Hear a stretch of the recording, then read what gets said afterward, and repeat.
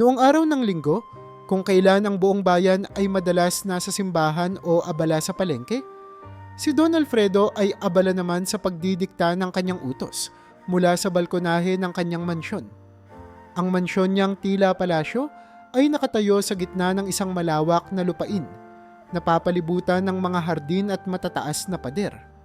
Ang bawat kanto ng tahanang iyon ay kumikinang sa mamahaling pintura at mga antigong dekorasyon.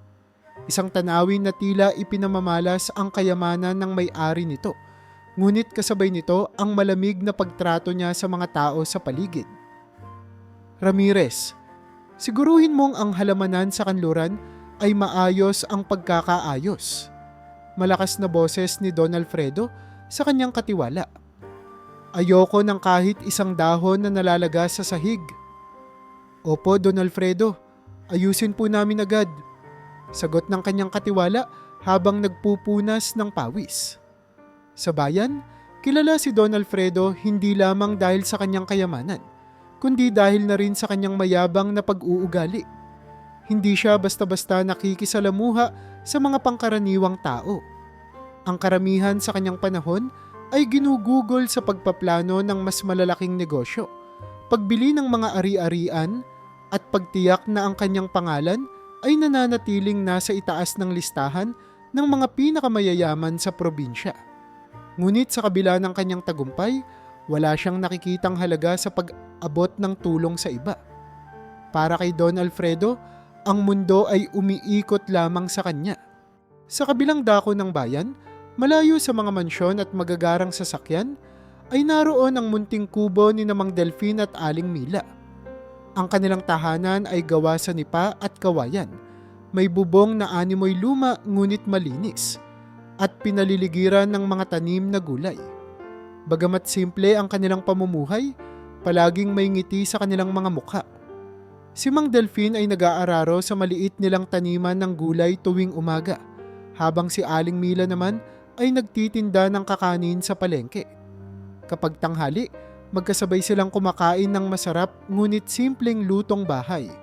Pagdating ng gabi, magkakasabay silang nananalangin, nagpapasalamat sa bawat araw na maayos ang kanilang kalusugan at tahimik ang kanilang pamumuhay. Mila, bukas siguro ay mag-aani na tayo ng talong. Mukhang malago ang tanim natin. Masayang sabi ni Mang Delfin habang pinupunasan ng pawis mula sa kanyang noo. Oo nga, Delfin. Salamat sa Diyos at kahit papaano'y sapat ang ating tanim. Sagot ni Aling Mila habang iniaayos ang mga nalabhang damit sa sampayan. Ang kanilang kasimplehan at pananampalataya ang nagiging pundasyon ng kanilang lakas bilang mag-asawa. Bagamat hindi sila mayaman sa material na bagay, para sa kanila, ang tunay na kayamanan ay ang pagkakaroon ng masayang pamilya at payapang pamumuhay. Ngunit ang tahimik na mundong iyon ay magbabago nang dumating si Don Alfredo. Isang araw, habang si Don Alfredo ay naglalakad sa paligid ng kanyang malawak na lupain, napadako siya sa di kalayuang bahagi ng kanyang ari-arian. Sa kabilang dulo ng kanyang lupain, tanaw mula sa itaas ng burol ang munting kubo ni Mang Delfin at Aling Mila. Noon pa man ay alam niyang may mga nakatira roon, ngunit hindi niya iyon binibigyang pansin dahil sa liit ng lugar at sa tingin niya'y wala naman itong halaga. Ngunit ngayong nais niyang palawakin ang kanyang resort, hindi na maaaring manatili pa ang kubong iyon. Ramirez, tawag ni Don Alfredo sa kanyang katiwala. Sinong nakatira sa kubong iyon sa ibaba ng burol? Don Alfredo, iyon po ang matandang mag-asawang sina Mang Delfin at Aling Mila. Matagal na po silang naninirahan dyan bago pa man tayo lumipat dito. Sagot ni Ramirez. Kung ganoon, kailangan nilang umalis. Ipapalawak ko ang resort sa lugar na iyon. Ayokong may kubong nasisira sa tanawin. Ani Don Alfredo na hindi man lang nag-atubiling isipin kung saan lilipat ang mag-asawa. Para sa kanya, ang kubong iyon ay balakid lamang sa kanyang plano. Sinadya niyang bumaba sa lugar at kinausap ang mag-asawa nang hindi man lang nagpapakita ng paggalang. Mang Delfin, sa kabila ng kanyang edad, ay lumabas upang harapin si Don Alfredo. Bagamat halatang kinakabahan, sinubukan niyang maging magalang. "Magandang araw po, Don Alfredo. Ano po ang kailangan ninyo?" "Delphine, narito ako upang ipaalam sa inyo na kailangang alisin ang kubong ito. Palalawakin ko ang resort at wala nang puwang para sa isang maliit na bahay kubo sa lugar na ito." Diretsahang sabi ni Don Alfredo. Nagulat si Mang Delphine sa sinabi ng negosyante. "Don Alfredo, matagal na po kaming naninirahan dito. Ang lupang ito ang bumuhay sa amin. Paano po namin iiwan ang lugar na ito?" "Huwag kayong mag-alala," malamig na sagot ni Don Alfredo. "Magbibigay ako ng kaunting halaga para makahanap kayo ng bagong matitirhan. Hindi naman kayo maiiwan nang walang maipambili ng makakain." Ngunit alam ni na Mang Delphine at Aling Mila na ang pera ay hindi sasapat upang mapunan ang halaga ng kanilang tahanan at lupang minahal na nila sa loob ng maraming taon. Pinilit ni Mang Delphine na ipaliwanag kay Don Alfredo ang kahalagahan ng lupa sa kanilang buhay, ngunit hindi ito pinakinggan ng negosyante. Sa kabila ng pakiusap ng mag-asawa, nanatili si Don Alfredo sa kanyang desisyon. Ang agwat sa pagitan ng buhay ni Don Alfredo at ng mag-asawa ay hindi maitatanggi. Habang ang negosyante ay nasanay sa marangyang pamumuhay at walang pakialam sa simpleng tao, ang mag-asawa ay namumuhay ng payak at kontento sa kung anong meron sila. Ang kawalan ng malasakit ni Don Alfredo ay malinaw na sumasalamin sa kasakiman at pagbabaliwala niya sa kapwa. Sa kabila ng kanyang yaman, tila hindi niya matutunan ang tunay na kahulugan ng pagkakawang gawa at malasakit sa kapwa. Sa puntong iyon nagsimula ang malaking pag-usbong ng kwento. Ang pagkakaiba ng mga karakter, ang malalim na pagtanaw sa simpleng buhay ng mag-asawa, at ang paglalatag ng kasakiman at kawalang puso ni Don Alfredo na magsisilbing ugat ng mga susunod pang pangyayari. Bagamat tila ang kayamanan ni Don Alfredo ang nangingibabaw, hindi may kakaila na may mas mahalagang aral na nakaamba para sa kanya. Pagkaraan ng pag-uusap ni na Don Alfredo at Mang Delphine, bumalik si Don Alfredo sa kanyang mansyon na may matatag na desisyon. Hindi niya ininda ang pakiusap ng mag-asawa at itinuring niyang hindi na mahalaga ang sentimental na halaga ng kubo sa kanila. Sa kanyang isipan, ang kaunting halaga ng salapi ay sapat ng kapalit para makahanap sila ng ibang lugar, kaya't hindi niya naisip na magsisisi sa kanyang plano. Pinasok niya ang kanyang opisina sa mansyon at tinawag si Ramirez. "Ramirez, ayusin mo na ang mga papeles para sa pagbili ng lupa ng mag-asawa. Siguraduhin mong makukumbinsi mo sila sa pinakamababang posibleng presyo. Ayoko nang makipagtalo pa," utos ni Don Alfredo habang iniinom ang kanyang mamahaling brandy. "Opo, Don Alfredo. Pero paano po kung talagang tumanggi sila? Mukhang matigas po ang mag-asawang iyon," tanong ni Ramirez, tila nag-aalinlangan. "Huwag kang mag-alala. Ako ang bahala. Gagamitin ko ang mga koneksyon ko sa lokal na pamahalaan. Kapag nagmatigas sila, baka wala silang magawa kung ang mga opisyal na mismo ang magsasabi sa kanilang umalis," sagot ni Don Alfredo nang may kumpiyansa. Hindi nagtagal. Bumalik si Ramirez sa kubo upang muling makipag-usap kay Mang Delphine at Aling Mila. Sa pagkakataong ito, dala niya ang mga papeles ng kasunduan at inialok sa mag-asawa ang halaga para sa kanilang lupa. Ngunit mariin pa rin ang pagtanggi ni Mang Delphine at Aling Mila. Para sa kanila, hindi mababayaran ng pera ang mga alaala at buhay na ibinuhos nila sa lugar na iyon. Hindi nila magawang isuko ang kanilang tahanan sa halagang itinakda ni Don Alfredo. "Ramirez, ipagpaumanhin mo, pero hindi talaga namin pwedeng ibenta ang lupa namin. Dito kami tumanda, dito namin pinalaki ang aming anak, at dito rin kami nakahanap ng katahimikan. Walang halagang maaaring tumapat sa mga iyon." Malumanay, ngunit mariing sagot ni Mang Delphine. "Ganoon po ba? Pero alalahanin nyo, matanda na rin kayo. Hindi ba't mas makabubuti kung ilaan ninyo na lamang ang natitirang taon ninyo sa isang mas maginhawang lugar? Makakatulong ang perang ito para sa inyong kalusugan at mga pangangailangan. Pangungumbinsi ni Ramirez. Ngunit hindi nagpatinag si Aling Mila. Kung ginhawa lamang ang hanap namin, matagal na sana naming iniwan ang kubo. Pero hindi iyon ang mahalaga sa amin. Ang mahalaga ay ang aming tahanan at ang lupaing ito ang aming mundo. Dahil dito, bumalik si Ramirez sa mansyon at iniulat ang matigas na desisyon ng mag-asawa. Hindi nagustuhan ni Don Alfredo ang balitang ito. Nakaramdam siya ng pagkainis. Ngunit sa halip na magpakita ng awa o pangunawa, nag-isip siya ng mas marahas na paraan upang pilitin ang mag-asawa. Kakausapin ko ang mga opisyal ng bayan. Sigurado akong magagawa nilang kumbinsihin ang mag-asawa. At kung hindi, may iba pa tayong paraan, sabi ni Don Alfredo sa sarili. Samantala, lumalala ang tensyon sa pagitan ng mag-asawa at ni Don Alfredo. Hindi nagustuhan ni Mang Delfin ang tila pananakot na ginagawa ni Don Alfredo at alam niyang may mas malalim pang balak ang negosyante. Sa kabila ng kanilang pagiging tahimik na mga tao, napilitan silang maghanap ng tulong. Pumunta si Mang Delfin at Aling Mila sa munisipyo upang humingi ng payo mula sa lokal na pamahalaan. Sa kabila ng kanilang simpleng kasuotan at kakulangan sa impluensya, buong loob nilang nilahad ang kanilang sitwasyon. Mayor, matagal na po kaming naninirahan doon. Wala kaming ibang tahanan. Ang lupa pong iyon ang nagbigay sa amin ng kabuhayan. Wala po ba kayong magagawa para matulungan kami? Pagsusumamo ni Mang Delfin habang hawak ang kamay ng kanyang asawa. Nagtinginan ang mga opisyal ng bayan. Bagamat halatang naaawa sila sa mag-asawa, mukhang nag-aatubili silang gumawa ng aksyon. Kilala nila si Don Alfredo bilang isang makapangyarihang tao sa kanilang lugar. Marami siyang naitulong sa lokal na ekonomiya at malapit ang kanyang relasyon sa ilang opisyal. Ang bawat isa sa kanila ay nagdadalawang isip kung dapat ba nilang harapin si Don Alfredo.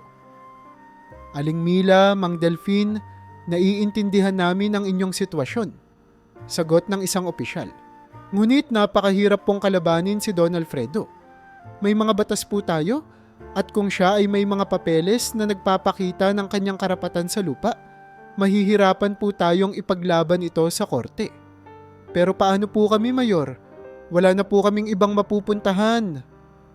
Maluha-luhang sabi ni Aling Mila. Ipagpaumanhin ninyo, ngunit gagawin namin ang lahat ng aming makakaya para makahanap ng solusyon.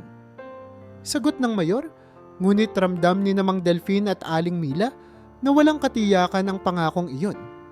Bigo at nalilito, umuwi ang mag-asawa sa kanilang kubo.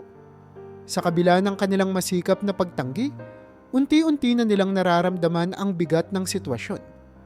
Ang kanilang tahimik at payapang buhay ay tila nagkakaroon ng bitak. Bawat umaga, habang nakatanaw sila sa kanilang taniman, naroon ang pangambang baka sa isang iglap ay mawalan sila ng tahanan. Ngunit sa kabila nito, pinipili pa rin nilang manalig na may paraan upang malampasan ang lahat ng ito. Bagamat si Don Alfredo ay abala sa paghahanda ng mga papeles at pagtawag sa kanyang mga kakilala, hindi rin maikakailang nagsisimula na ring magduda ang ilan sa kanyang mga tauhan. Si Ramirez, na matagal nang naglilingkod kay Don Alfredo, ay tila nagkakaroon ng bahid ng konsensya. Naisip niya ang mga sinabi ng mag-asawa at hindi niya maiwasang itanong sa sarili kung tama ba ang kanyang ginagawa. Don Alfredo, sigurado po ba kayo na ito ang tamang paraan? Tanong ni Ramirez habang tahimik silang nakaupo sa opisina. Ramirez, hindi ko kailangang ipaliwanag ang sarili ko sa iyo. Basta gawin mo lang ang sinasabi ko.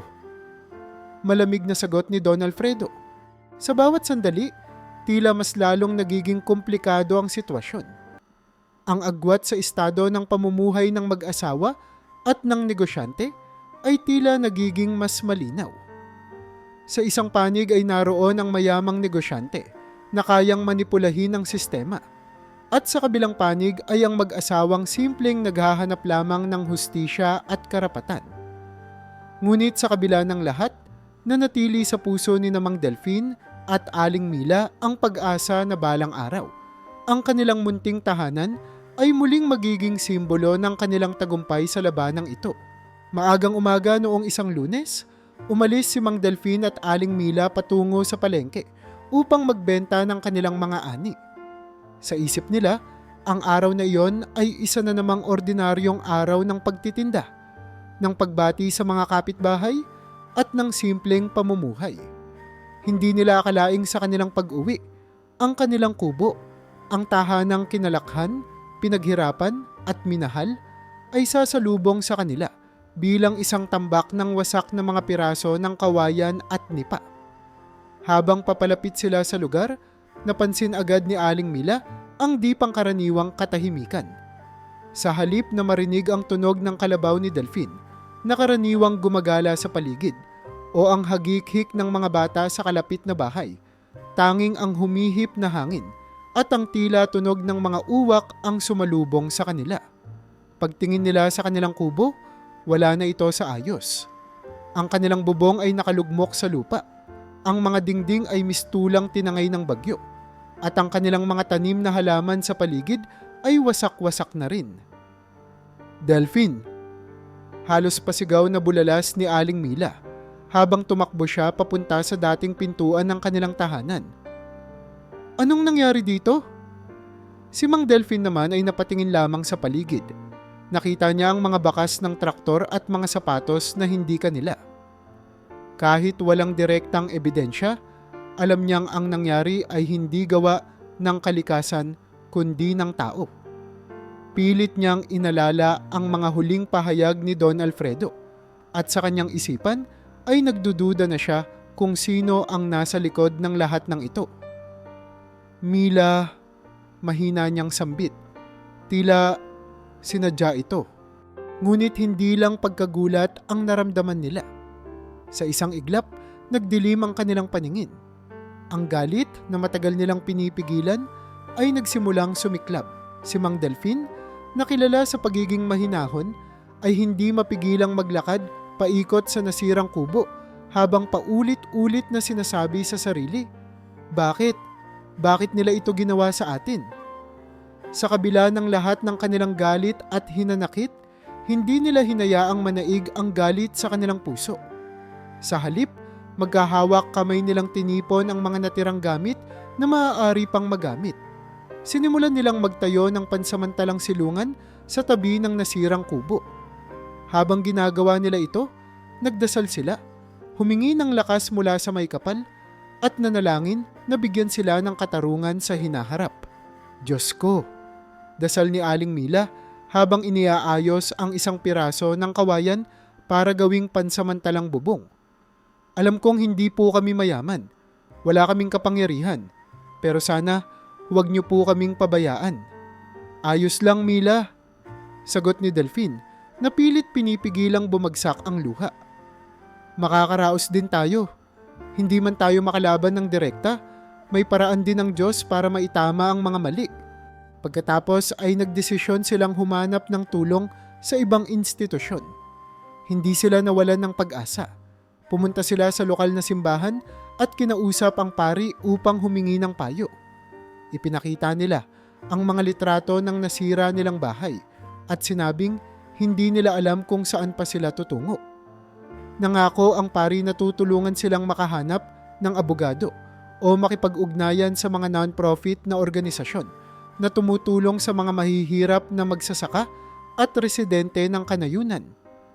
Habang abala sa kanilang pagpupunyagi, si Don Alfredo naman ay hindi rin nakaligtas sa epekto ng kanyang mga aksyon.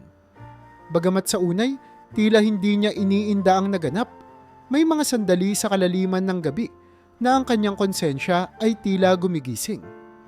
Kahit na pilit niyang itinatanggi sa kanyang sarili, nararamdaman niya ang bigat ng kanyang ginawa. Hindi niya akalain na ang pag-utos ng ganitong karahas na hakbang ay magdudulot ng ganitong epekto sa kanyang isip at damdamin. Sa tuwing mag-isa si Don Alfredo sa kanyang opisina, tumititig siya sa mga larawan ng kanyang yumaong asawa at anak. Naaalala niya kung paano siya minsang naging isang mabuting tao noong bago pa siya maging ganid sa yaman. Ang mukha ng mag-asawa, sina Mang Delfin at Aling Mila, ay tila paulit-ulit na sumisiksik sa kanyang isipan. Ang dating tiwala niya sa sarili ay unti-unting nilalamon ng takot. Takot na baka ang mga tao sa paligid niya, pati ang kanyang mga koneksyon, ay malaman ng totoo at magbago ng pagtingin sa kanya. Ngunit sa araw, ipinapakita pa rin ni Don Alfredo na siya ay isang matibay at makapangyarihang tao.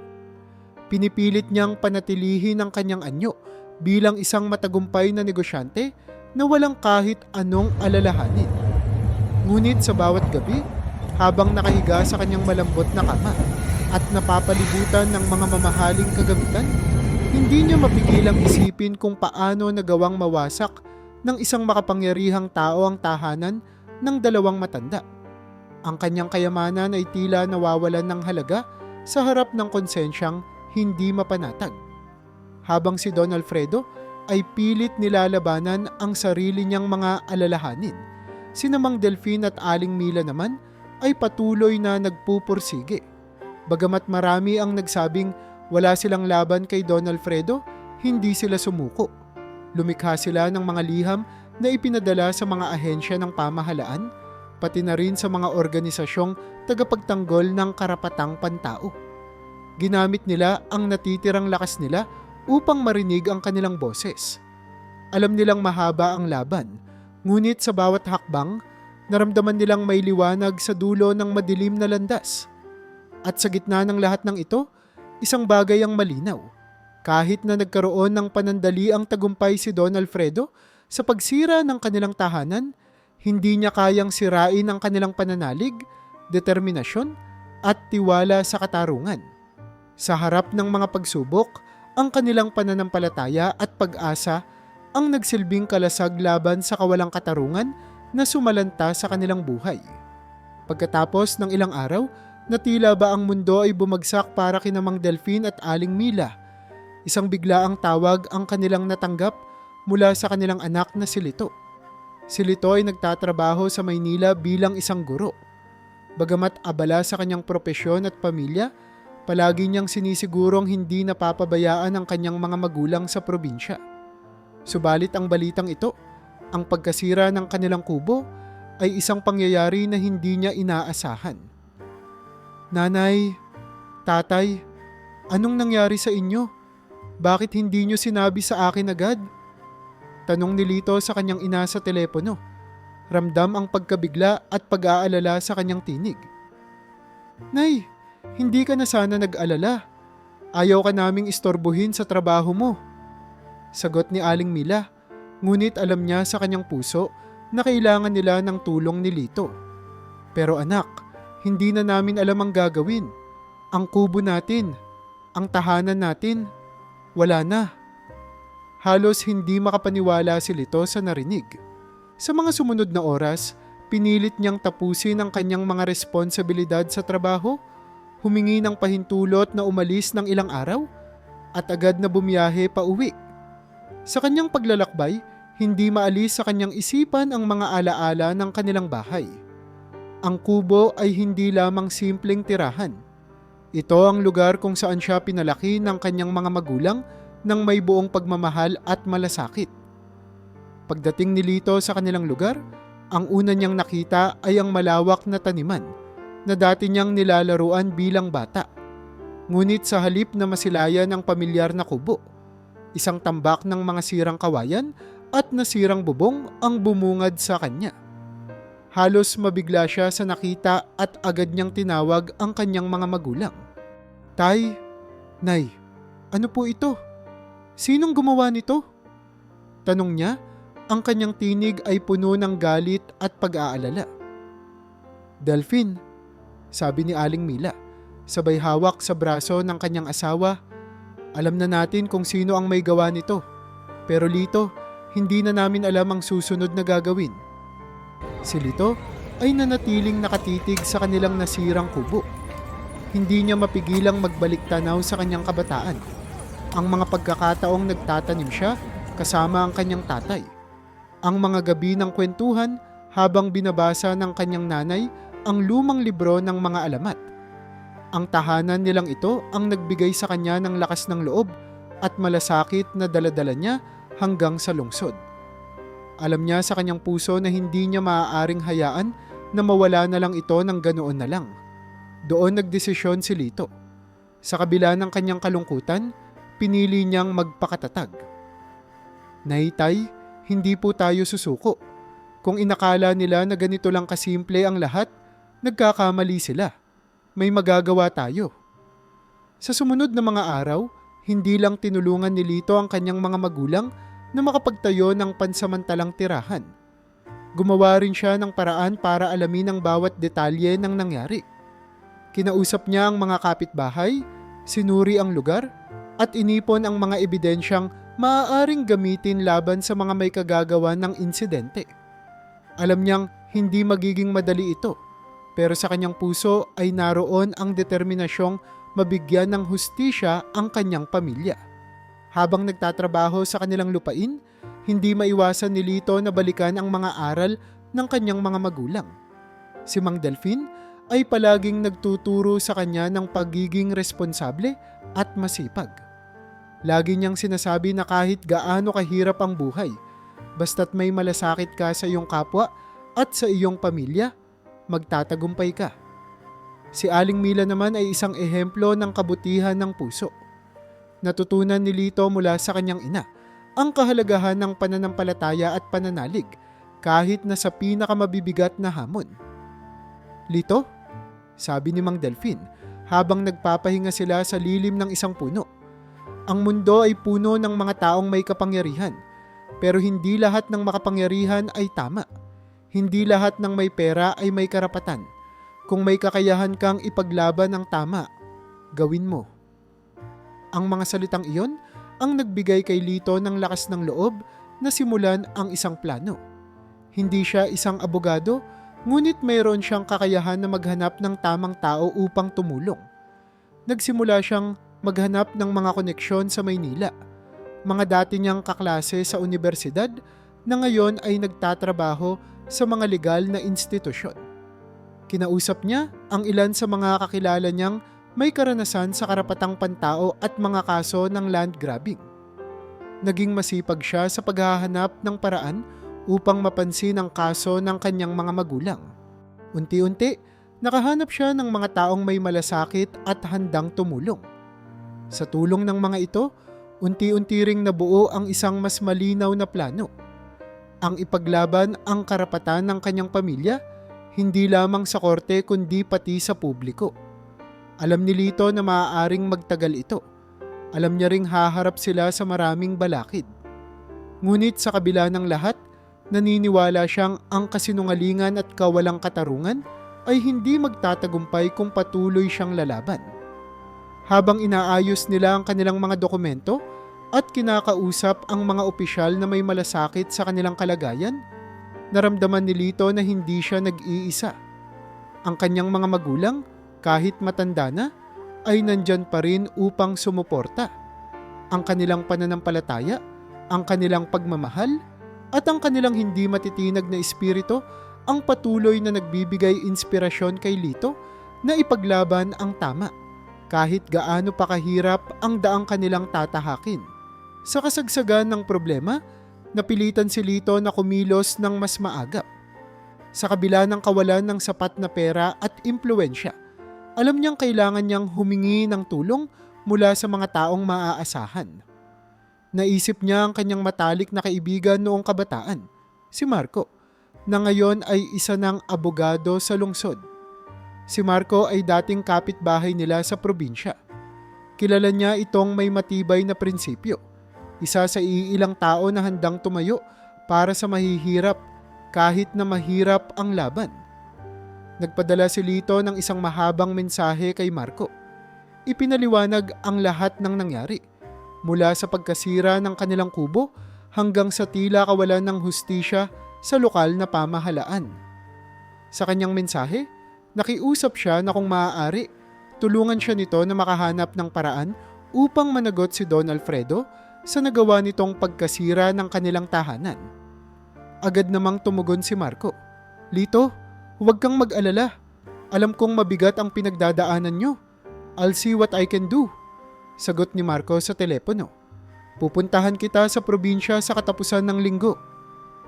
Pagdating ni Marco sa probinsya, bumalik ang alaala ng kanilang kabataan. Madalas silang maglaro noon sa tabi ng kubo ni Lito.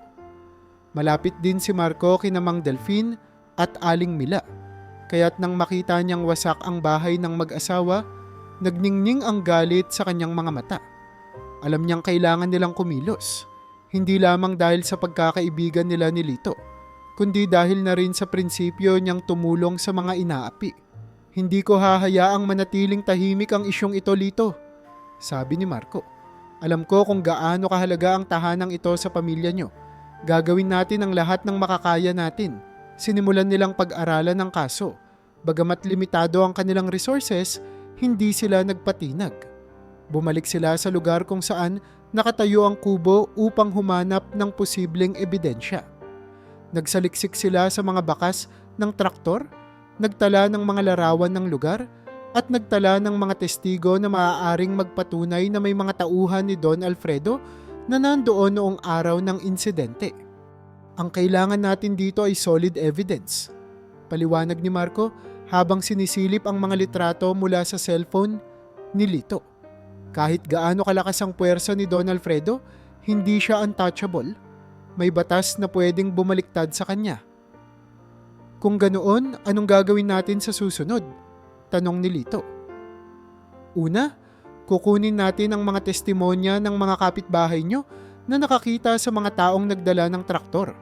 Tapos, susuriin natin ang mga dokumento kung talagang may legal na karapatan si Don Alfredo sa lupa nyo. Hindi tayo pwedeng gumalaw ng walang basehan.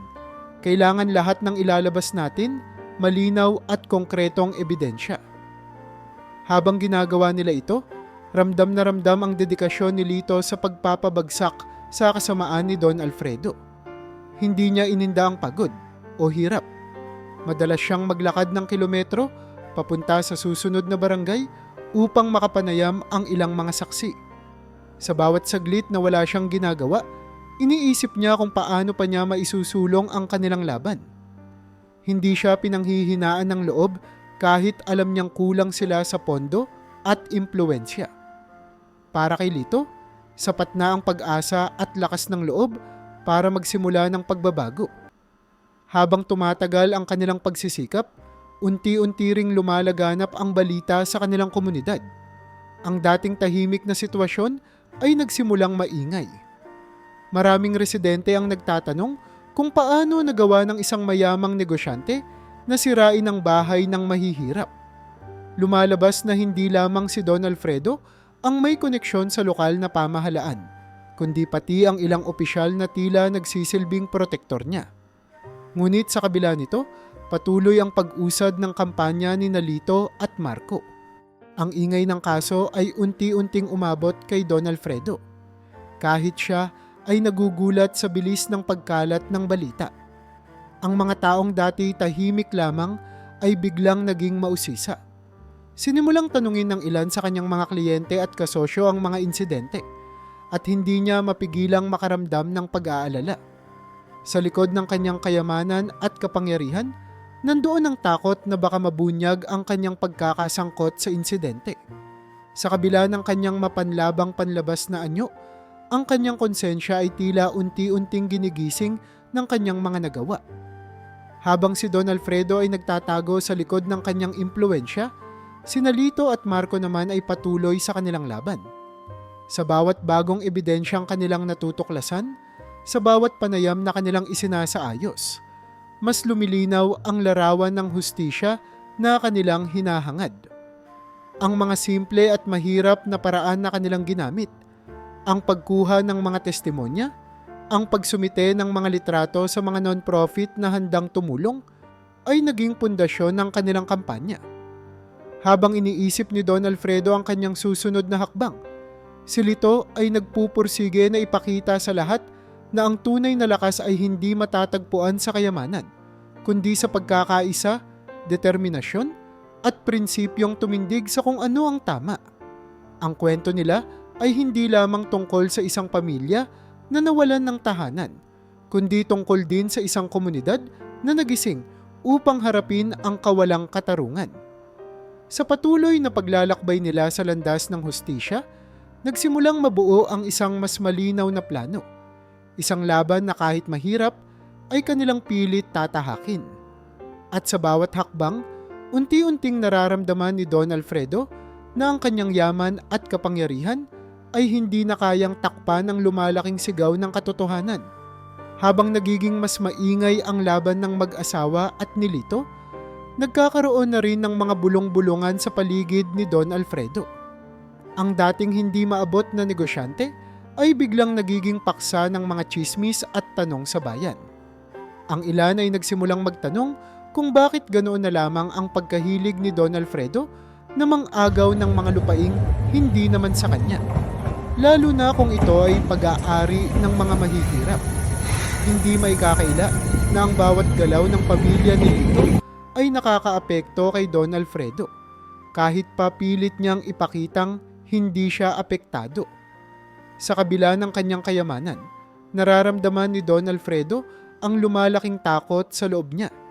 Hindi takot na mawala ang kanyang pera, kundi takot na mawalan siya ng impluwensya. Ang kanyang pangalan ang matagal nang nagbigay sa kanya ng kapangyarihan. Sa tuwing naririnig ng tao ang pangalang Don Alfredo, kaakibat nito ang respeto o sa maraming pagkakataon, ang takot. Ngunit ano ang mangyayari kung bumagsak ang kanyang reputasyon? Ano ang mangyayari kung malantad na ang kanyang mga ginagawa ay hindi batay sa batas, kundi sa pananakot at panlilin lang? Ito ang dahilan kung bakit hindi siya tumigil sa paglaban. Sa likod ng kanyang mga ngiti at kumpiyansang kilos, pilit niyang pinapanatili ang kanyang matibay na imahe. Alam niyang kapag bumagsak siya, lahat ng kanyang itinayo, ang kanyang negosyo, ang kanyang relasyon sa mga malalaking tao sa pamahalaan, ay guguho rin. Hindi magawa ni Don Alfredo ang lahat ng ito nang mag-isa.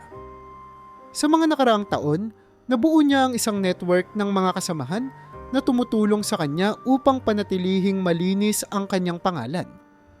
Mayroon siyang mga tauhang handang gumawa ng maruruming trabaho. Mayroon siyang koneksyon sa lokal na pulisya at opisyal ng barangay na tumatanggap ng kanyang suhol kapalit ng kanilang katahimikan. Kung may gustong maghain ng reklamo laban sa kanya, sinisiguro niyang hindi ito umaabot sa korte. Sa pamamagitan ng perang kanyang ipinapamudmod, na ipapasaran niya ang mga kasong maaaring magpabagsak sa kanya. Ngunit hindi lahat ng kanyang alyado ay kusang tumutulong sa kanya. May ilan na napipilitan lang dahil sa takot, habang may iba namang iniisip na bahagi lamang ito ng negosyo. Ang ilan sa kanila, bagamat tila tapat, ay nag-uumpisang magtanong sa kanilang sarili. Tama pa ba ang ginagawa nila? Ang gulong nilikha ng mag-asawa at ni Lito ay hindi na lamang isang simpleng issue sa lupa. Ito ay nagiging isang eskandalong may kakayahang sumira sa buong imperyo ni Don Alfredo. Habang unti-unting lumalawak ang eskandalo, bumabalik sa alaala ni Don Alfredo ang kanyang nakaraan. Hindi siya laging ganito.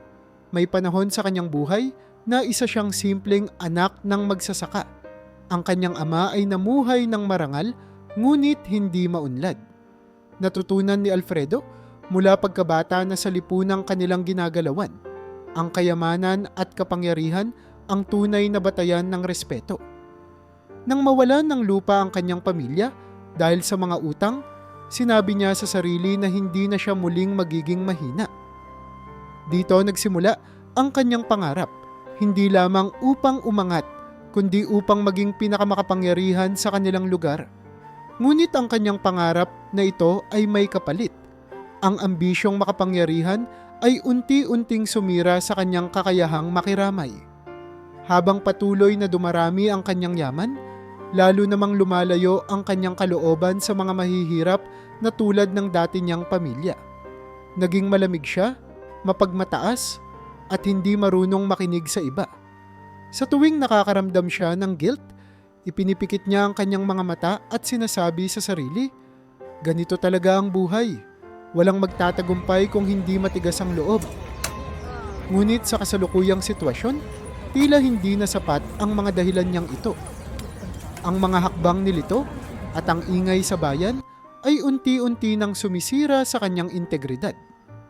Bagamat pilit niyang pinanghahawakan ang kanyang matatag na imahe, ang bawat bagong ebidensyang inilalabas ng pamilya ni Lito ay parang pako na unti-unting itinitirik sa kanyang reputasyon. Ang mga taong dati bulag sa kanyang mga gawain ay nagsisimulang magtanong. Ang mga dating tahimik lamang ay nagsisimulang mag-alinlangan kung totoo nga bang marangal si Don Alfredo. May mga gabi na tahimik siyang nagmumuni-muni. Ang kanyang mansyon, na dati paraiso ng kanyang tagumpay, ay tila nagiging kulungan. Sa loob ng kanyang maluwang na opisina, tinitignan niya ang mga larawan ng kanyang mga anak noong sila'y mga bata pa, at ang mga luma niyang diploma na nagpapaalala ng kanyang dating pangarap. Naririnig niya ang boses ng kanyang ama, na tila pinapaalalahanan siya na ang tunay na kayamanan ay hindi nasusukat sa ari-arian. Ngunit kahit pa ganoon, hindi pa rin niya magawang tumigil. Alam niyang sa oras na siya'y umatras, mawawala ang lahat. Subalit, habang lumalala ang iskandalo, habang dumadami ang mga tanong, at habang ang mga taong pinagkakatiwalaan niya ay nagsisimula ng magduda, dumarating na ang isang mahalagang punto. Ang sandali kung kailan kailangan niyang pumili. Ipipilit pa rin ba niya ang kanyang kapangyarihan o haharapin niya ang katotohanan at ang kanyang konsensya? Sa gitna ng lahat ng ito, si Don Alfredo ay nasa harap ng salamin at unti-unting natatanaw ang taong pilit niyang tinatakasan. Ang dating batang mahirap na ngayon ay isang mayaman, ngunit tila naubusan ng kaluluwa. Habang patuloy ang pagsusumikap ni Lito at Marco, nahanap nila ang isang bagay na magpapalakas ng kanilang laban. Isang video na palihim na kinunan ng isa sa mga kapitbahay. Sa video na yon, malinaw na makikita ang mga tauhan ni Don Alfredo na gumagamit ng traktor upang wasakin ang kubo ni Mang Delfin at Aling Mila. Mayroon din kuha ng muka ng mga trabahador at ang kanilang mga plaka, pati na rin ang mga sasakyang may logo ng kumpanya ni Don Alfredo. Nang mapanood ito ni Lito at Marco, nagkatinginan sila. Alam nilang ito na ang magiging sandata nila. Hindi na lamang ito isang kwento ng pang-aabuso na walang pruweba. Ito ay isang konkretong ebidensyang magpapatunay sa mga ginawa ni Don Alfredo. Nagdesisyon silang ipasa ito sa lokal na media upang mailathala sa balita. Hindi nagtagal, ang nasabing video at mga litrato ay naging laman ng pahayagan at mga balita sa radyo at telebisyon. Ang ebidensya ay nagsasalita para sa sarili nito. Ani Marco nang kapanayamin siya ng isang reporter. Walang sino man, hindi kahit gaano pa kayaman o makapangyarihan, ang dapat makatakas sa pananagutan. Naging viral ang balita. Ang dating tahimik na sitwasyon sa maliit na bayan ay naging sentro ng atensyon ng publiko. Maging ang malalaking pahayagan at TV networks mula sa Maynila ay nagsimulang mag-ulat tungkol sa kwento ni Mang Delfin at Aling Mila. Sa bawat ulat, mas lalo pang lumalalim ang simpatya ng mga tao sa mag-asawa. Naging malinaw sa karamihan na sila ay mga biktima ng mapanlamang na negosyanteng si Don Alfredo. Ang suporta ng publiko ay nagsimulang dumagsa. May mga nagpadala ng tulong pinansyal, pagkain, at materyales upang muling maipatayo ang kanilang tahanan. Lito, parang hindi pa rin ako makapaniwala, sabi ni Aling Mila habang nanonood ng balita sa maliit nilang telebisyon. Ang daming taong gustong tumulong, hindi na tayo nag-iisa. Oo nga po, Nay, sagot ni Lito. Pero hindi lang ito tungkol sa pagtulong. Gusto nating ipakita na kahit sino, kahit mahirap lang, may karapatang lumaban sa mga ganitong uri ng tao. Sa kabila ng lahat, hindi na nakapagtago si Don Alfredo. Bagamat pilit niyang nilalabanan ang lumalaking eskandalo, napilitan siyang humarap sa korte upang sagutin ang mga paratang. Ang dating maharlikang imahe niya ay napalitan ng isang larawan ng isang taong nagtatangkang iwasan ang mga tanong ng media at ang galit ng publiko. Tuwing lalabas siya mula sa kanyang mansyon patungo sa korte, nakapaligid sa kanya ang mga kamera at mikropono. Naging malinaw sa kanyang mga kaibigan at kasosyo na ang dating maimpluwensyang negosyante ay ngayon isang tao na nilalamon ng kontrobersya. Habang nasa korte, ang unang araw ng paglilitis ay naging mainit. Umupo sa witness stand ang isa sa mga trabahador na nasa video na inamin ang kanilang ginawang pagpapasira sa kubo. Nang tanungin siya kung sino ang nag-utos sa kanila, malinaw niyang sinabi, "Kami po'y inutusan ni Don Alfredo mismo." Ang nasabing pag-amin ay sinundan pa ng ibang testimonya mula sa mga saksi, kabilang na ang ilan pang kapitbahay at mga kilalang opisyal ng barangay. Ngunit ang pinakamalaking bomba ay nang mailabas ang isang pahayag mula sa isang mataas na opisyal ng lokal na pamahalaan na dati alyado ni Don Alfredo. Ayon sa kanya, may mga iligal na transaksyon na nangyari upang maprotektahan si Don Alfredo mula sa mga reklamo. "Matagal na po naming alam ang mga ganitong gawain ni Don Alfredo," wika ng opisyal. "Pero dahil sa takot at sa kanyang impluwensya, hindi kami makakilos. Ngayon, lumalabas ang lahat ng katotohanan." Ang revelasyong ito ang naging mitya ng mas malawak pang pagsisiyasat. Hindi lamang tungkol sa kubo ni Mang Delfin at Aling Mila ang lumitaw, maging ang iba pang mga insidente ng land grabbing at illegal demolitions na may kaugnayan kay Don Alfredo ay muling binuhay. Ang kanyang pangalan, na dati kinikilala bilang simbolo ng tagumpay, ay naging marka ng kasakiman at kawalan ng malasakit.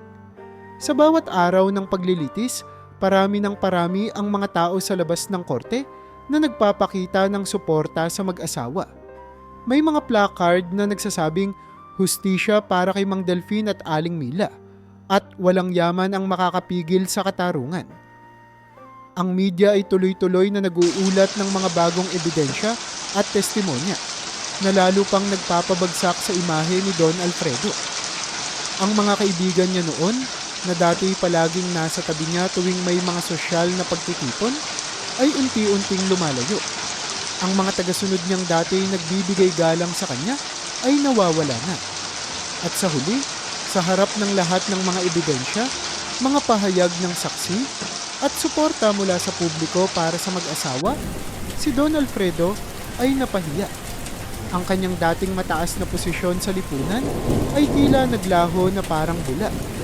Sa loob ng courtroom, habang nagbibigay ng pahayag ang hukom, tahimik lamang si Don Alfredo. Ang kanyang muka, na dati puno ng kumpiyansa at kayabangan, ay hindi na maipinta. Siya, na minsan ang naging simbolo ng yaman at impluwensya, ay ngayon isang taong pilit na nagtatago mula sa bigat ng kanyang mga kasalanan. At sa sandaling iyon, naunawaan ng marami, kahit gaano kakayaman, kahit gaano kakaimpluwensyal, ang katotohanan at hustisya ay hindi matatakasan. Matapos ang ilang buwan ng mainit na paglilitis at sunod-sunod na balita, unti-unting napawi ang tensyon sa buhay ni Mang Delfin, Aling Mila at Lito. Bagamat hindi pa tapos ang usapin sa korte, naging malinaw na pabor na sa kanila ang takbo ng kaso. Ang ebidensya ay pabor sa kanila at ang kanilang laban ay nakuha ang suporta ng maraming tao mula sa iba't ibang bahagi ng bansa. Ngunit habang umaakyat ang panalo sa kanilang panig, napansin ni Mang Delfin na si Lito ay masyado nang nauubos sa pagtutok sa kaso. Isang hapon, habang nagpapahinga sila sa lilim ng punong mangga malapit sa kanilang pansamantalang tirahan, kinausap ni Mang Delfin ang anak. "Lito, alam naming mahal na mahal mo kami ng nanay mo. Hindi namin kayang suklian ang lahat ng ginagawa mo para sa amin," ani Mang Delfin habang hawak ang maliit na tasa ng kape. "Pero anak, gusto naming malaman mo na hindi sa lahat ng oras galit ang dapat manaig." "Pero tay," sagot ni Lito, "kailangang managot si Don Alfredo. Hindi pwedeng hayaan natin siyang makalusot." "Oo anak, dapat managot siya. Pero sa huli, ano bang mas mahalaga? Ang panalo natin sa korte o ang kapayapaan ng puso mo? Ang hustisya ay hindi lamang tungkol sa parusa. Kailangan din natin ng kapatawaran para matutunan niya kung paano magbago," paliwanag ni Mang Delfin. Tahimik lang si Aling Mila sa tabi nila, Ngunit kita sa kanyang mga mata ang suporta sa sinasabi ng kanyang asawa. Alam niyang hirap si Lito sa mga nangyayari, pero nais niyang ipaalala sa anak na may mas mahalagang aspeto ang laban nilang ito. Hindi lamang ang pagbawi ng kanilang lupa, kundi ang pagbabago ng kalooban ni Don Alfredo. Habang iniisip ni Lito ang mga salitang iyon, unti-unti niyang napagtanto na ang tunay na layunin ng kanilang laban ay higit pa sa material na bagay. Hindi lamang ito tungkol sa kanilang bahay na winasak o sa pangalan ni Don Alfredo na nais nilang ilantad. Ang mas mahalaga ay ang makita ang pagbabago sa taong naging ugat ng kanilang hirap. Ang makita si Don Alfredo na tanggapin ang kanyang pagkakamali at magsimulang magbago.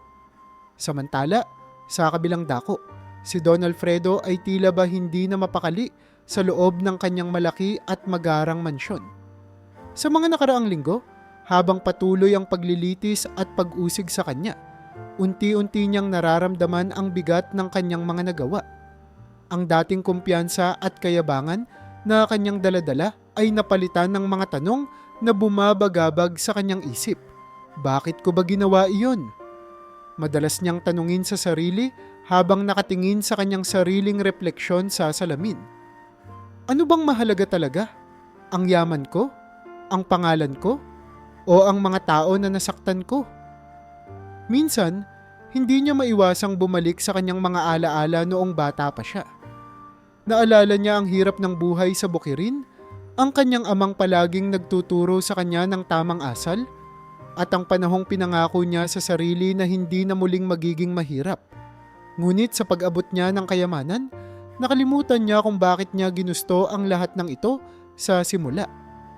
Ngayong ang kanyang integridad ay nabahiran ng iskandalo at ang kanyang pangalan ay tila isang sumpa na binubulungan ng lahat, napaisip siya kung may mas malalim pang layunin ang mga nangyayari.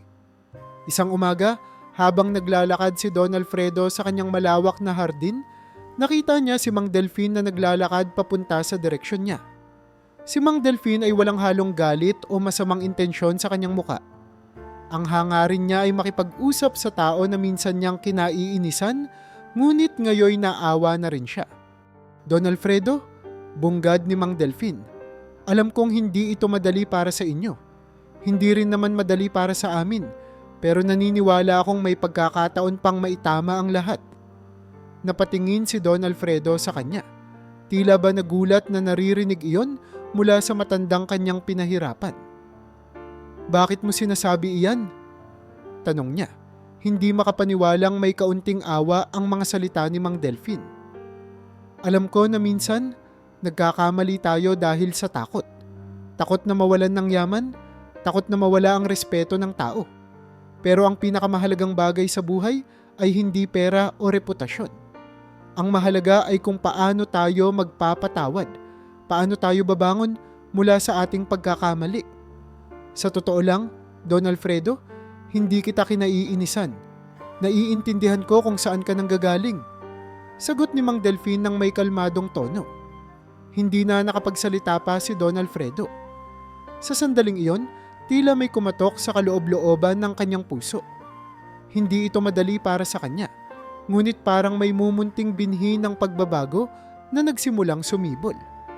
Habang naglalakad papalayo si Mang Delfin, naiwan si Don Alfredo sa kanyang lugar, tahimik ngunit punong-puno ng pag-iisip. Sa sumunod na mga araw, nagsimula siyang tanungin ang kanyang sarili kung ano ang maaari niyang gawin upang itama ang kanyang mga pagkakamali. Ang dati niyang takot na mawalan ng impluwensya ay napalitan ng isang kakaibang hangarin. Ang makilala hindi bilang isang ganid na negosyante, kundi bilang isang taong nagkaroon ng lakas ng loob na magbago.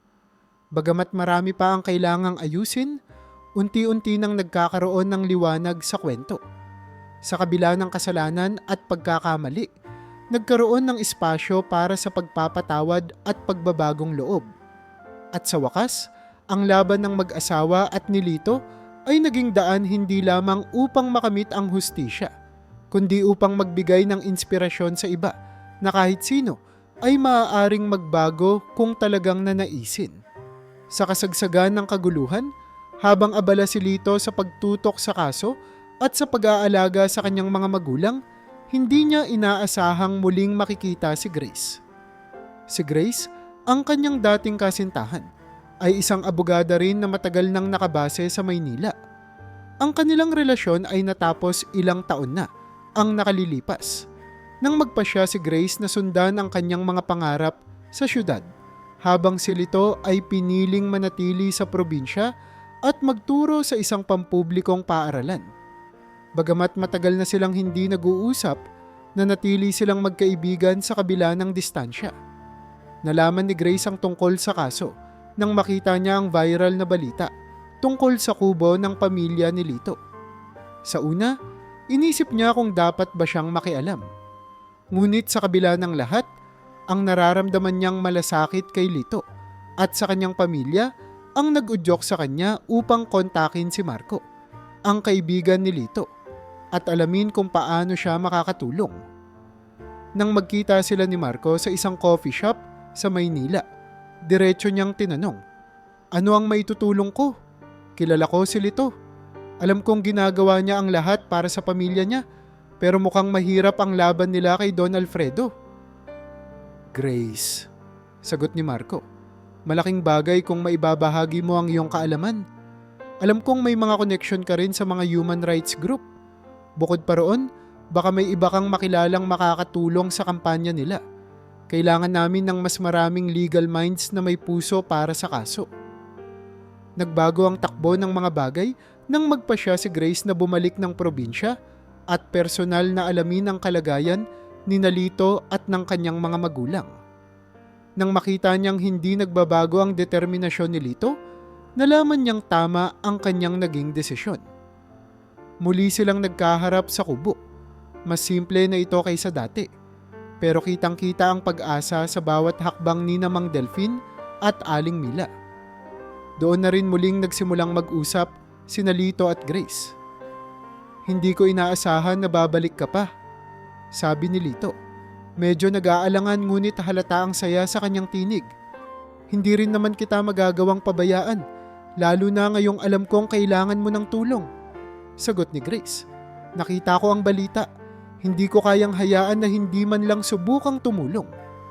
Sa kanilang muling pagkikita, naramdaman nilang kahit marami na ang nagbago sa kanilang buhay, ang malasakit nila sa isa't isa ay nananatili. Habang tinutulungan ni Grace si Marco sa pagbuo ng legal strategy, nagkaroon sila ng pagkakataong muling magkwentuhan. Nalaman ni Grace ang lahat ng pinagdaanan ni Lito, kung paanong sa kabila ng lahat ng pagsubok ay nanatili itong tapat sa kanyang pamilya. Si Grace naman ay nagbahagi ng mga karanasan niya sa Maynila, kung paanong natutunan niya ang halaga ng hustisya at pagkakakilanlan sa propesyong kanyang pinili. Habang tumatagal, hindi lamang naging katuwang si Grace sa kaso. Siya rin ay naging inspirasyon para kay Lito na hindi lamang magpatuloy sa laban, kundi mag-isip ng mas malalim na layunin. "Alam mo," sabi ni Grace minsang nag-uusap sila, "hindi lang ito tungkol sa bahay o sa lupa. Ito ay tungkol sa pagpapanatili ng dangal ng pamilya nyo, at hindi mo kailangang labanan ito ng mag-isa." Sa bawat araw na lumilipas, mas tumitibay ang kanilang relasyon. Sa kabila ng hirap at kawalang katiyakan, naramdaman nila na ang bawat hakbang na ginagawa nila ay mas nagiging makahulugan dahil magkatuwang nilang hinaharap ang pagsubok. Kasama sina Marco, muling binalangkas ni Grace ang ilang mga argumento sa korte. Gumawa rin siya ng paraan upang makakonekta sa mga mas mataas pang opisyal sa pamahalaan, pati na rin sa mga non-profit na organisasyong tumutulong sa mga biktima ng land grabbing. Dahil sa kontribusyon ni Grace, lumaki ang tsansang manalo nila sa kaso. Ang kanilang legal na posisyon ay naging mas matibay at naging mas maingay ang kampanya nila laban kay Don Alfredo. Sa kabila ng lahat ng stress at hamon, napansin ni Lito na mas magaan ang kanyang pakiramdam dahil may karamay siya hindi lang sa legal na aspeto, kundi pati na rin sa emosyonal na aspeto ng laban. Dahan-dahan, nakita nila ang liwanag sa dulo ng kanilang pinagdadaanan. Ang suporta ng publiko, ang tiwala ng mga tagapagtaguyod ng hustisya, at ang kanilang patuloy na determinasyon ay nagtulak sa kanila upang magpatuloy. At sa proseso, nabuo ulit ang isang mas malalim na ugnayan sa pagitan ni Lito at Grace. Sa bawat hamong dumating, nagkaroon sila ng pagkakataong muling makilala ang isa't isa. Hindi bilang dating magkasintahan, kundi bilang dalawang taong nagsusumikap upang maipakita na ang hustisya at pagmamahal ay maaaring magsanib. Sa mga huling araw ng paglilitis, alam ni Lito na anuman ang maging resulta ng kaso, hindi siya mag-iisa. Si Grace, na minsan na niyang pinakawalan, ay ngayon bahagi na ulit ng kanyang buhay. Ang kanilang pinagdaanan ay naging paalala na kahit gaano kabigat ang laban, basta't may tiwala at suporta sa isa't isa, palaging may pag-asa. Sa bawat hakbang, sa bawat bagong pag-asa, nararamdaman ni Lito na nagsisimula na ang isang bagong yugto ng kanyang buhay. Hindi lamang bilang isang anak na nagtatanggol sa pamilya, kundi bilang isang tao na natutunan kung ano talaga ang mahalaga sa buhay. Sa kabila ng lahat ng hirap at pagod, nagsimulang bumalik ang ngiti sa mga labi ni Mang Delfin at Aling Mila. Hindi dahil nakaligtas na sila sa problema, kundi dahil naramdaman nilang hindi na sila nag-iisa. Ang kanilang mga kapitbahay, na matagal nang tumitingala sa kanilang simpleng pamumuhay, ay isa-isang lumapit upang magbigay ng tulong. Ang dating tahimik na mga kabahayan ay napuno ng ingay ng pagtutulungan. Ang tunog ng mga martilyo, ang pag-angat ng mga kawayan, at ang pag-aayos ng mga haliging magbibigay ng panibagong buhay sa kanilang kubo. Delfin, Mila, hindi namin kayang manood na lang. Ang tahanan nyo ang isa sa mga haligi ng ating komunidad. Wala nang mas mahalaga pa kaysa makita namin kayong muling nakangiti sa harap ng bagong bahay nyo. Ani Mang Isko, ang pinakamalapit nilang kapitbahay, habang bitbit ang isang mahabang kahoy na haligi. Hindi na rin napigilan ni Aling Mila ang umiyak habang tinutulungan siya ng mga kababaihan sa nayon na maglinis at maghanda ng pagkain para sa mga gumagawa. Maraming salamat sa inyo. Hindi namin alam kung paano kami makakabangon kung wala kayong lahat, ani Aling Mila, habang pinupunasan ang luha sa pisngi. Ngunit ang pagtulong ng mga kapitbahay ay hindi nagtapos sa muling pagtatayo ng kubo. Habang nagkakasama-sama sila, nagsimula silang mag-usap tungkol sa kanilang mga karanasan sa lupa. Ang ilan sa kanila ay minsan na ring nanganganib na mawala ang kanilang ari-arian dahil sa mga malalaking negosyante na tulad ni Don Alfredo. Ang iba naman ay nag-alangan ng una, pero nang makita nila ang determinasyon ni Mang Delfin, Aling Mila at ni Lito, napagtanto nilang may magagawa sila kung magkakaisa sila. Sa simula, simple lang ang kanilang usapan. Subalit, habang tumatagal, nabuo ang ideya ng isang samahan. Isang grupo ng maliliit na may-ari ng lupa na magtutulungan at magtatanggol sa isa't isa. Sa tulong ni Lito, ni Marco, at maging ni Grace, nagkaroon ng formal na pagpupulong. Naglabas sila ng mga plano at mungkahi. Ang magtatag ng isang organisasyong maaaring magbigay ng legal na tulong sa mga nangangailangan. Ang regular na pagsasagawa ng seminar tungkol sa kanilang mga karapatan bilang mga may-ari ng lupa. At ang pagtatayo ng isang kolektibong pondo na magagamit ng sino mang maipit sa mga legal na laban. Hindi na natin hahayaan na mangyari ulit ang ginawa ni Don Alfredo, ani Lito sa harap ng mga miyembro ng bagong tatag na samahan. Ang laban na ito ay hindi lamang para sa pamilya namin. Ito ay para sa lahat ng maliliit na pamilya na pinagbabantaan ng pagkawala ng kanilang lupa. Magkakasama nating ipapakita na hindi tayo basta-bastang madadaig ng mga malalaking tao. Sa paglago ng kanilang samahan, napansin din ng lokal na media ang kanilang hakbangin. Muling nabigyang atensyon ang kwento ng mga nasalanta ni Don Alfredo. Nagsimulang magsaliksik ang mga lokal na reporter tungkol sa iba pang kaso ng sapilitang pagbili ng lupa, hindi lamang kay Mang Delfin at Aling Mila, kundi pati na rin sa iba pang mga pamilyang naging biktima ng mga mapang-abusong negosyante. Ang mga kwento ng mga magsasakang nawala ng tirahan, ang mga kabataang napilitang tumigil sa pag-aaral at ang mga pamilya na napilitang lumipat sa malalayong lugar ay unti-unting lumabas sa mga dyaryo at balita. Matagal nang nangyayari ito, pero ngayon lang tayo nagkakaroon ng pagkakataong marinig ang mga boses ng mga tao. Sabi ng isang reporter habang ini-interview ang isang miyembro ng samahan. Hindi lang ito kwento ng iisang pamilya. Ito ay kwento ng maraming Pilipino na pinagsasamantalahan at nawawalan ng karapatan sa sarili nilang lupain. Dahil dito, lumawak ang suporta ng publiko. Ang dating tahimik na mga tao sa bayan ay nagsimulang magtanong sa kanilang mga lider. Bakit nga ba nagkakaganito ang sistema ng lupa sa kanilang lugar? Bakit tila ang mayayaman at makapangyarihan lamang ang nakikinabang? Unti-unti, napilitan ng lokal na pamahalaan na muling suriin ang mga umiiral na regulasyon. Nagsimula silang magpatupad ng mas malinaw at mahigpit na mga panuntunan tungkol sa pagbili ng lupa. Ang dating mga lusot na ginagamit ng mga negosyante ay isa-isang isinara.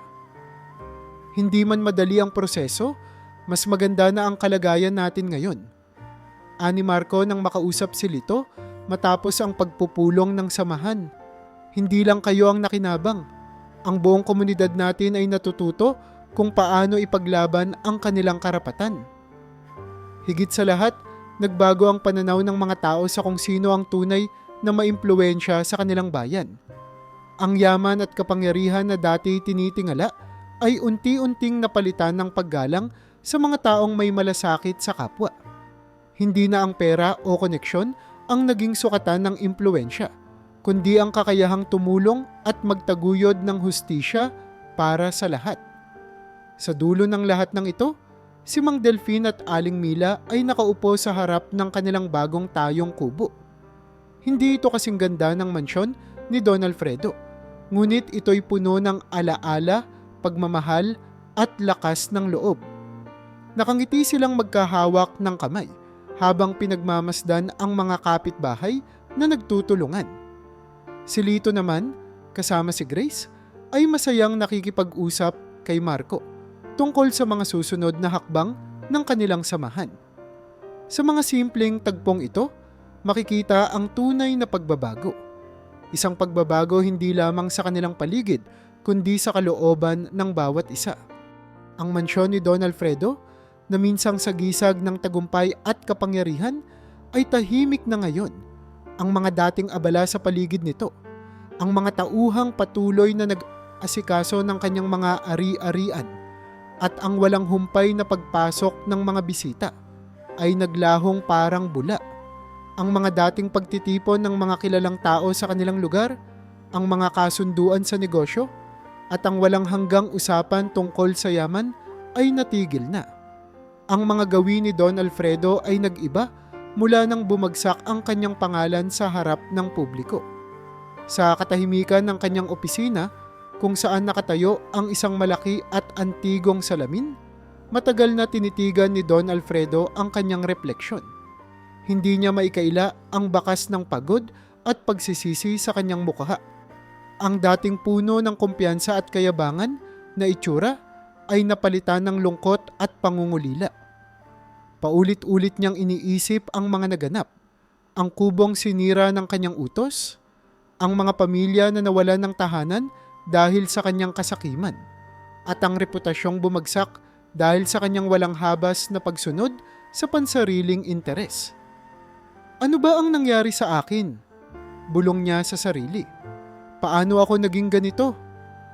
Hindi lamang ang mga tao sa paligid niya ang nawala. Pati ang kanyang sariling dignidad at tiwala sa sarili ay nawasak. Sa bawat araw na lumilipas, ang kanyang mga alaala noong siya'y bata pa ay bumabalik. Ang panahon na ang kanyang pamilya ay simpleng namumuhay, nagtutulungan at puno ng malasakit sa isa't isa. Naalala niya kung paano siya tinuruan ng kanyang ama na magpahalaga sa dangal ng pamilya at maging patas sa kapwa. Ngunit sa pagtahak niya sa landas ng yaman, nawala ang lahat ng iyon. Ang kanyang ambisyon ang unti-unting naging ugat ng kanyang pagkakaligaw. Sa loob ng mahigit isang buwan, Si Don Alfredo ay hindi lumabas ng kanyang mansyon maliban na lamang para dumalo sa paglilitis. Sa panahong iyon, marami siyang oras para mag-isip. Isa-isa niyang sinariwa ang mga desisyong ginawa niya at ang mga tao na kanyang nasaktan. Napagtanto niya na hindi lang ang mag-asawang sina Mang Delfin at Aling Mila ang nawalan dahil sa kanya. Marami pang iba, mga magsasakang tinanggalan niya ng lupain, mga pamilyang pinaalis niya sa kanilang tahanan upang makapagtayo ng kanyang resort, at maging ang mga tauhan niyang napilitang sumunod sa kanyang mga utos sa takot na mawalan ng trabaho. Sa dulo ng lahat ng ito, isang mahalagang desisyon ang ginawa ni Don Alfredo. Humingi ng tawad at magsimula muli. Hindi ito madali para sa kakanya. Hindi siya sanay magpakumbaba, ngunit alam niyang ito na lang ang tanging paraan upang mabawi ang kanyang pagkatao. Unang ginawa ni Don Alfredo ang pagharap sa mag-asawang sina Mang Delfin at Aling Mila. Sa kanilang muling pagkikita, nagulat ang mag-asawa sa pagbabago sa kanyang tono. Hindi ito ang dating palautos at malamig na Don Alfredo. Sa halip, isang taong may mababang loob at tunay na pagsisisi ang humarap sa kanila. Mang Delfin, Aling Mila, bungad niya, alam kong wala akong magagawa para mabura ang sakit at hirap na idinulot ko sa inyo. Pero gusto kong magsimula sa tamang paraan. Nagkamali ako at tanggap ko ang aking responsibilidad. Kung papayagan ninyo, nais kong magbigay ng nararapat na kompensasyon sa inyo. Hindi lamang para sa nasirang kubo, kundi para na rin sa lahat ng pinagdaanan ninyo. Tiningnan siya ni Mang Delfin. Halatang nagdadalawang isip kung dapat bang tanggapin ang alok ni Don Alfredo. Ngunit sa tingin ni Aling Mila, nakita niya ang sinseridad sa mga mata ng lalaki. Don Alfredo, sagot ni Aling Mila, hindi kami mayaman at hindi namin kayang bilhin ang hustisya. Pero kung tunay ang iyong hangarin, sana magbago ka hindi lamang para sa amin, kundi para sa lahat ng naapektuhan mo. Sumang-ayon si Don Alfredo.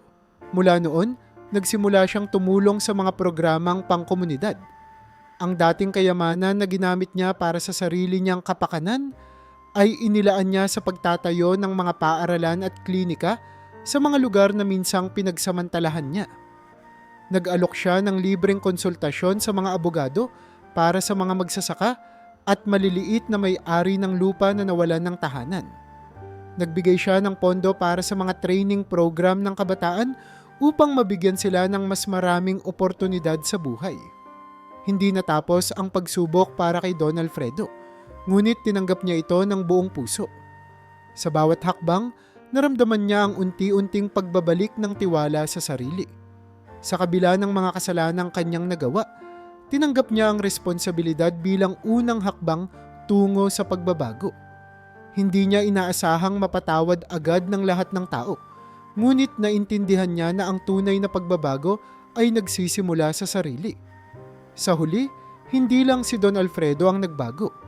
Ang mga tao sa kanyang paligid na dati natatakot at nandidiri sa kanya ay muling nakita ang posibilidad na ang bawat tao, kahit ang pinakamakasalanan, ay may kakayahang magbago. Sa pagtanggap niya ng responsibilidad, sa pagpapakumbaba niya, at sa pagbibigay ng tulong sa mga mas nangangailangan, unti-unting naibalik ang tiwala ng ilan sa kanya. At sa kauna-unahang pagkakataon matapos ang maraming taon, naramdaman niya ang tunay na kapayapaan, hindi mula sa pera o kapangyarihan, kundi mula sa pagpapakumbaba at malasakit sa kapwa. Pagkaraan ng maraming buwan ng pakikibaka, muling nagsimulang bumangon ang mag-asawang sina Mang Delfin at Aling Mila. Ang kanilang kubo, na minsang winasak at nagdulot ng napakaraming luha, ay unti-unting naitayo muli. Mas matibay, mas maaliwalas, ngunit nanatiling simple at payak tulad ng dati. Sa tulong ng kanilang komunidad, mga kaibigan, at ng samahan na binuo nila, muling bumalik ang sigla sa kanilang tahanan. Hindi man naging madali ang pagbuo nito, nagawa nila ito ng may ngiti sa kanilang mga labi at pananampalatayang kailanman ay hindi nagbago. Mas masarap pa rin ang hangin dito, sabi ni Mang Delfin habang binabantayan ang kanyang mga bagong tanim na gulay. Parang lalo pa ngang gumanda ang paligid natin. Oo nga, Delphine, sagot ni Aling Mila habang nagwawalis sa bakuran. Hindi man tulad ng dati ang lahat, pero ramdam ko na mas matibay tayo ngayon. Sa kabila ng lahat ng nangyari, hindi nakalimutan ng mag-asawa ang kanilang natutunan. Hindi lamang nila binuo muli ang kanilang bahay, binuo rin nila ang kanilang pananaw sa buhay. Sa tuwing may nangangailangan ng tulong sa kanilang nayon, maging ito'y isang mag-anak na nawalan ng lupa o isang pamilya na dumanas ng pang-aabuso mula sa ibang makapangyarihan, hindi nagdadalawang isip sina Mang Delphine at Aling Mila na tumulong. Hindi lamang ito tungkol sa materyal na bagay, kundi tungkol din sa pagbabahagi ng kanilang kwento, ng kanilang lakas ng loob at ng aral na natutunan nila sa kanilang sariling pakikibaka. Delphine, dumaan si Aling Rosing kanina, sabi ni Mila isang hapon. Pinapalayas daw sila sa lupang tinitirhan nila. Tinulungan ko na siyang magpaabot ng mensahe kay Lito. Siguro, matutulungan din natin sila gaya ng pagtulong na natanggap natin dati. Tumango si Mang Delphine, nagpakawala ng isang maliit na ngiti. Tama ka, Mila. Kung hindi dahil sa tulong ng mga tao sa paligid natin, baka wala tayo sa kinalalagyan natin ngayon. Kung may maitutulong tayo sa iba, bakit hindi natin gawin? Samantala, si Lito, matapos ang ilang buwang pananatili sa probinsya, ay nagpasya ng bumalik sa Maynila upang ipagpatuloy ang kanyang trabaho. Sa kabila ng kanyang pagiging abala bilang guro, siniguro niyang regular pa rin siyang bumibisita sa kanyang mga magulang. Sa bawat pag-uwi niya, lagi niyang dinadala ang kanyang mga estudyante upang ipakita ang ganda ng simpleng pamumuhay at ang kahalagahan ng pagkakaisa ng komunidad. Mga bata, sabi ni Lito habang pinapakita ang taniman ng kanyang ama, hindi lahat ng bagay ay kailangang magarbo o marangya. Ang mahalaga, masaya kayong nabubuhay at mayroon kayong malasakit sa kapwa. Tingnan nyo ang mga lolo at lola ninyo rito. Hindi nila kayang umasa sa yaman, pero ang kanilang lakas ng loob at pananampalataya ang dahilan kung bakit nananatili silang matatag. Sa tuwing nagkakaroon ng pagkakataon, tinutulungan pa rin ni Lito ang kanyang mga magulang sa kanilang misyon. Patuloy niyang binibigyan ng suporta ang kanilang samahan. Sinisigurong maipagpatuloy ang laban ng mga maliliit na may-ari ng lupa na hanggang ngayon ay humaharap pa rin sa mga banta. Sa kabila ng kanyang abalang schedule, siniguro niyang hindi mawawala ang oras para sa kanyang pamilya at para sa mas mataas na layuning natutunan niya sa gitna ng lahat ng pagsubok. Sa bawat linggong lumipas, mas naging mapayapa at maayos ang kanilang pamilya. Ang dati mabibigat na usapan tungkol sa kung paano sila makakabangon ay napalitan ng mas magaan at masayang kwentuhan sa ilalim ng buwan.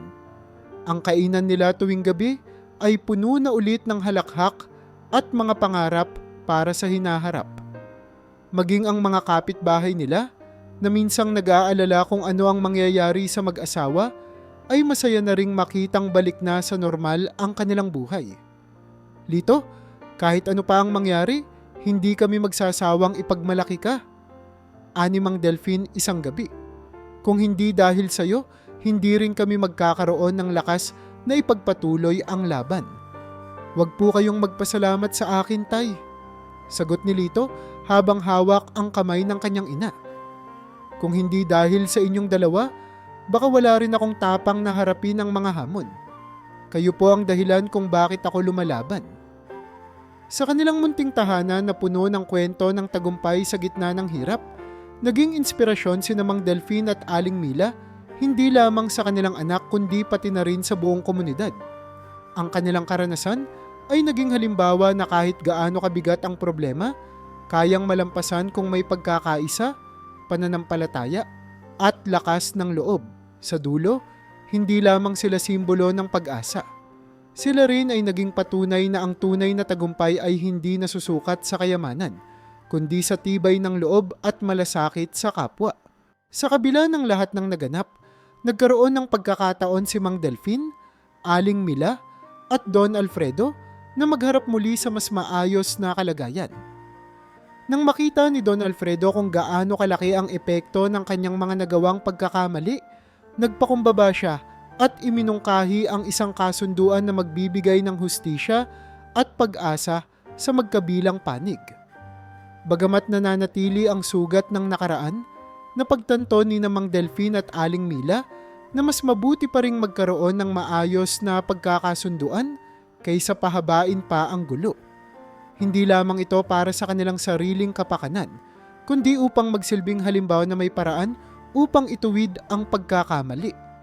Sa kasunduan, nangako si Don Alfredo na maglalaan ng pondo upang maibalik hindi lamang ang nasirang kubo, kundi pati na rin ang kabuhayan ng mag-asawa. Kabilang dito ang pagpapalawak ng kanilang taniman at pagtulong sa pagpapatayo ng mga karagdagang pasilidad para sa komunidad. Hindi na naghahanap pa ng mas malaking kabayaran ang mag-asawa. Ang tanging nais nila ay masigurong wala nang iba pang makakaranas ng ginawa ni Don Alfredo. Kaya't bahagi rin ng kasunduan ang pagtatatag ng mas mahigpit na regulasyon sa lupaing sakop ng kanilang bayan at ang pangakong hindi na mauulit ang ganitong uri ng abuso sa hinaharap. Hinding-hindi na natin hahayaang mangyari ulit ito, sabi ni Mang Delfin sa kanyang asawa. Ang kasunduan na ito ay para hindi lang sa atin. Ito ay para sa lahat ng maliliit na tao na minsan ang pinagsamantalahan. Naging daan din ang kanilang laban upang magbuklod ang komunidad. Ang mga taong dati tahimik lamang sa mga nangyayari sa paligid ay nagsimulang magkaisa. Nagkaroon ng mas malinaw na mga patakaran sa pagbebenta at paggamit ng lupa. Ang lokal na pamahalaan, na minsang pinaniniwala ang madaling maimpluwensyahan ng mga mayayaman, ay napilitang gawing mas transparent ang kanilang proseso sa bawat transaksyon. Sa tulong ng samahang binuo ni Lito at Marco, pati na rin ng mga bagong leader ng bayan, naging mas mapanuri ang mga tao sa bawat hakbang ng lokal na gobyerno. Hindi naging madali ang lahat ng ito. Kinailangan ng matinding pagtutulungan at paninindigan mula sa bawat miyembro ng komunidad. Ngunit sa dulo, nagbunga ang kanilang pagkakaisa. Napatunayan nila na ang malasakit at determinasyon ay kayang magdala ng positibong pagbabago. Ang mga dating natatakot magsalita ay naging aktibong kalahok sa mga pagpupulong. At ang mga dati iniinda lamang ang mga kawalang katarungan ay naging boses ng pagbabago. Ang pamilya ni Mang Delfin, sa tulong ni Lito, ay naging inspirasyon hindi lamang sa kanilang lugar, kundi maging sa kalapit na mga barangay. Ang kanilang kwento ng pagtindig laban sa kawalan ng hustisya ay naging ehemplo ng lakas ng loob at pananampalataya. Sa bawat pagkakataong makikita sila ng mga tao, habang nagbubungkal ng lupa, habang nagtuturo si Lito sa paaralan, o habang abala si Aling Mila sa paghahanda ng pagkain para sa kanilang mga bisita. Ramdam ng lahat na may natutunan silang mahalagang aral mula sa pamilyang ito. Ito ay ang aral na kahit sa gitna ng pinakamabigat na pagsubok, ang tamang puso at intensyon ay magdadala sa iyo sa tamang landas. Sa kalaunan, ang mga bagong leader ng komunidad ay naimpluwensyahan ng kwento ni Lito at ng kanyang pamilya. Ang mga bagong halal na opisyal ay hindi na lamang pinili batay sa kanilang yaman o impluwensya, kundi batay sa kanilang kakayahang maglingkod at magbigay ng malasakit sa mga tao. Ang kwento ni Mang Delfin ay naging kwento ng bayan, isang kwento ng pagbabago na hindi hinila ng pera, kundi ng prinsipyo. Sa ilalim ng bagong pamunuan, ang mga simpleng tao ay nagkaroon ng mas malaking boses, at ang kinabukasan ng mga maliliit na magsasaka ay nagsimulang magkaroon ng direksyon. Sa pagtatapos ng kwento, hindi lamang bumalik ang kubo ng mag-asawa. Hindi lamang natanggap ni Don Alfredo ang kanyang responsibilidad. Ang mas mahalaga ay ang aral na naiwang buhay sa puso ng lahat ng nakasaksi ng kanilang laban. Ang kahalagahan ng malasakit, pagpapatawad at hustisya. Hindi masusukat ng kayamanan ang halaga ng isang malinis na konsensya. At sa bayan na minsang nagkaroon ng matinding alitan, muling bumalik ang kapayapaan. Hindi dahil sa lakas ng iisang tao, kundi dahil sa lakas ng loob ng maraming tao na nanindigan para sa tama. Ngayon, ang kubo ni Namang Delfin ay hindi na lamang isang bahay. Ito ay isang simbolo, isang paalala na ang anumang hamon ay kayang lampasan kung magkakasama at may tamang prinsipyo. Sa ilalim ng lilim ng kanilang muling binuong tahanan, si Mang Delfin at Aling Mila ay tahimik na nagdarasal, nagpapasalamat sa bagong simula. Si Lito, na ngayoy nagtuturo ulit sa Maynila, ngunit regular pa ring bumibisita, ay nagkukwento sa kanyang mga estudyante tungkol sa kung paano nagkakaisa ang isang buong komunidad upang itama ang mali. At si Don Alfredo, na minsang kilala bilang isang mapagmataas at makasariling negosyante, ay nagpatuloy sa kanyang bagong landas. Bagamat hindi madaling kalimutan ang kanyang mga kasalanan, naipakita niyang posible pa rin ang pagbabago. Sa kanyang simpleng paraan ng pagtulong sa komunidad at pagsuporta sa mga proyekto para sa mga magsasaka, napatunayan niyang hindi pa huli ang lahat para gumawa ng tama. Ang kwento nila ay nagtapos sa isang liwanag. Isang liwanag na nagsasabing ang hustisya, malasakit at pagpapatawad ay hindi lamang mga salita. Ito ay mga hakbang na kailangang tahakin, mga prinsipyo na kailangang panindigan. Sa pamamagitan ng kanilang lakas ng loob, nagsimula ang isang bagong kabanata sa kanilang bayan. At sa pagtatapos ng lahat ng ito, ang tunay na kayamanan ay hindi kailanman matatagpuan sa material na bagay, kundi sa pag-ibig at katarungan na ibinabahagi natin sa isa't isa.